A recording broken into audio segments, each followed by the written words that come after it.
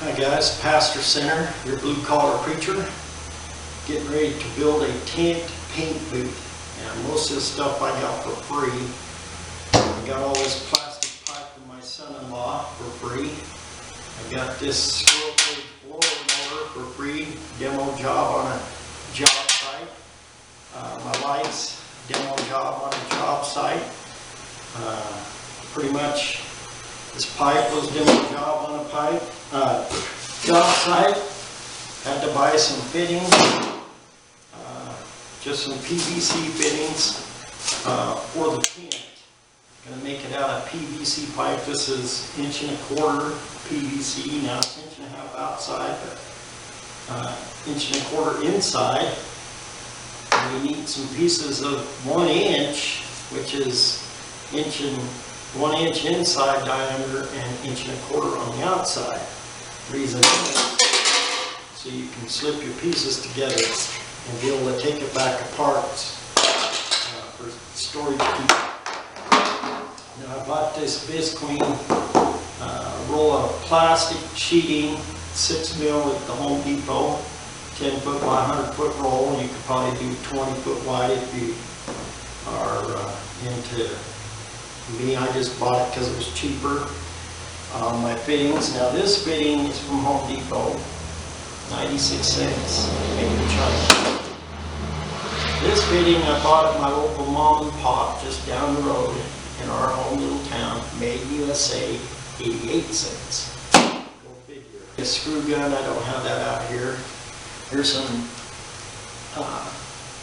number 10 by 3/4, just 1/4 inch hex drive, self-tapping screws, few of those, duct tape, and a staple gun. And then I got some of these here out of my old bed that I just took off my truck. These are like dividers for inside the utility bed. I got a handful of those. So you might have to fab, if you can fab them up, do it yourself, you might have to have someone build it. This board is part of that as well. It's also 1.25 outside diameter, 1 inch inside diameter. But got to have a piece of plywood and some 2x4s. As you can see, I got over here right now, and 2x4s. 2x4s for the base. Now, this is going to double as my daughter's bunk bed when I'm done, but I'm just going to use them temporarily for my paint booth. And I'm going to use a sheet of this OSB chipboard to make a box for my squirrel cage. Okay, I got all the PVC pieces put together. Now most of these are just, don't matter, they don't have to be all perfect, because this is already a 90 there and a 90, 90s. This is critical, these pieces here. This has got to be straight up and down, so I advise doing it on a table. Use a speed square, make sure that's straight up and down with that. And then it's also critical that you line them up crossways from each other. I just made them all the same, at least a left and a right. Doesn't matter, front and back will be the same, but you got to have your left and rights the same. But anyways, getting ready to hack this down to where I can make it 12 foot by 24 foot paint booth. Now that we got most of the base in, 2x4s all the way around, I got this here concrete line that when me and my boys and my brother poured this concrete, I know it's straight, so what I'll do is measure off all the way across that line there. Then I'll do a 3, 4, 5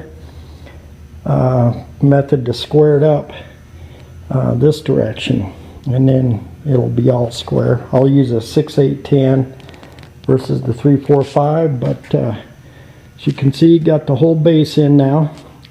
Now before I roll out my next wall of plastic here, I don't know if you can see that orange string going to my conduit up there at the top.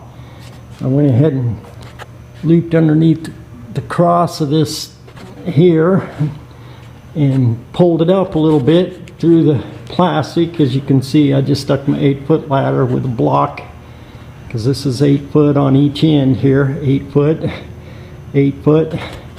Now it's about 8 foot forward to the center. Kind of give me a little more headroom, but I'm gonna climb up there, take my dry line, just regular dry line here. The stuff you use for concrete work and whatever. I'm just gonna throw it over the top of my conduit, loop that plastic, tie it up, and then I'll roll out my other layer. I'm going to take some of this all-purpose spray adhesive, used it in putting plastic corner bead on in drywall, but it also I use it also for my sandpaper and stuff. But I'm going to spray it in here on the back side of these seams, just like this. Both pieces. Just like that. Go around the other side and push it up against the pipe. I'm going to take some duct tape, fold these outside corners, and just tape it like every foot, all the way around the top and the sides. Here's some of it.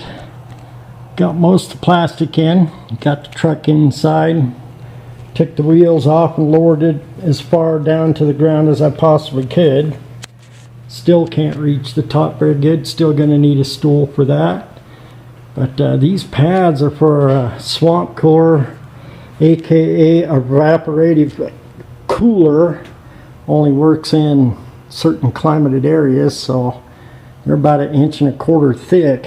They're better than furnace filters, I think. And besides that, my air box scratched the one I built because the motor went out on it. But anyways, got her all put together. Guess what my air box is? Yep, swamp cooler, evaporative cooler. It's easier for me to say a whole swamp cooler. But those pads fit this, so they'll be ready for it next year. Anyways, just got to clean this truck up. Oh, I gotta show you my makeshift door here. Now this door, I just used seal. This is for foundations on houses. It's just like 1/4 inch thick foam. Just kind of, there you go. Sealed there. Sealed there. Got it to where it'll work all the way around, all the way down to the bottom and everything. I'm not going to show you that right now, but it gets a pretty good tight seal all the way around for that. Anyways, gonna go get the lights ready and then I'll show you some more. Well, got the lights all on. Looks pretty good up against the black sheet. Got the swamp cooler running. You can see it's kind of sucking in on the walls. It's almost like a bouncy house in here. That's good. That means I got it pretty airtight. We went ahead and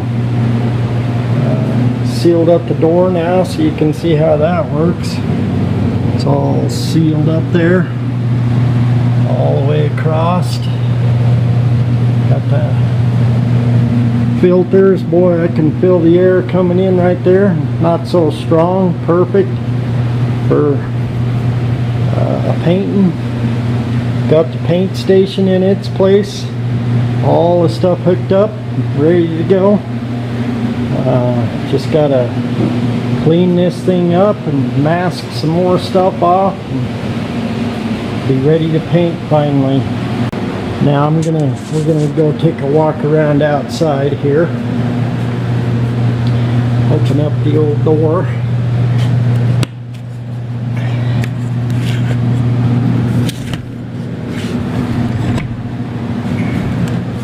Boy, a lot of wind. Ooh, boy, I can feel the air. Alright, now as you can see, that thing's really sucking in there, drawing a lot of air in. I put plywood sealing all the way around the bottom edge there. You can see my regulators kind of hitting there. I'm going to have to move that. You can see these walls are really sucking in there to that visqueen is really sucking tight to that plastic pipe. You can see my light stands. I got them tied against the bottom of the wood there, just so they're right up tight there.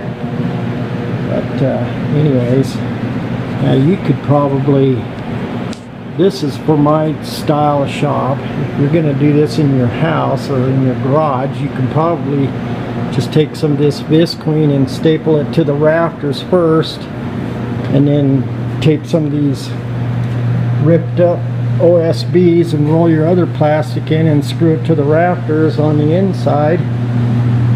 You figure it out, but I just wanted to show you how I made mine work for my situation. Well, hope you like it.